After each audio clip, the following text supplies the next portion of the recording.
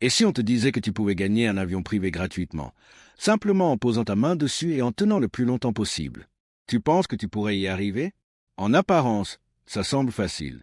Mais quand tu dois résister aux attaques sonores du célèbre comparse J.A.K.M.G.E., supporter une quinzaine de tentatives de déstabilisation organisées par M. Beast lui-même, est-ce que tu serais toujours aussi confiant? M. Beast, connu pour sa générosité légendaire, plus d'1 milliard de dollars en cash et cadeaux offerts à ses fans, a cette fois réuni 11 de ses plus fidèles abonnés pour un défi totalement fou. Gagner un avion privé d'une valeur de 2,5 millions de dollars. Deux seules règles, garder une main en contact permanent avec l'avion et ne pas pousser les autres. Rapidement, les participants choisissent leur point de contact stratégique. La trappe, les ailes, les roues. Chacun pense à l'endroit qui lui demandera le moins d'efforts. Même s'ils n'ont pas le droit de se toucher, les attaques psychologiques sont permises. Bruit, provocation et même mauvaise haleine. Le premier perturbateur de M. Beast, discuter tranquillement avec chaque participant. Ça a suffi pour faire tomber le premier. Un homme barbu a accidentellement levé sa main en plein milieu de la conversation. Deuxième piège, une carte bancaire contenant 10 000 dollars offerte à celui qui abandonne. Un candidat craque. Un autre, distrait par la scène, lève aussi la main sans s'en rendre compte et se fait éliminer. Il quitte la scène en mimant une gymnastique radiophonique ironique. Puis M. Beast ordonne de faire traîner l'avion avec une voiture. Ceux qui étaient confortablement installés près des roues doivent vite se repositionner sur les ailes. L'effort physique est rude. Après 1 heure de marche, tout le monde est transporté dans un hangar. Nouveau plan, installer des toilettes mobiles. Même avec des seaux de luxe, impossible de tricher. 6 membres de l'équipe surveillent les mains des concurrents 24h/24. Ensuite, il leur demande d'entrer dans l'avion, mais en partant du dernier au premier dans la file. Les derniers doivent donc slalomer entre les autres sans lâcher l'avion. Étonnamment, tout le monde y parvient.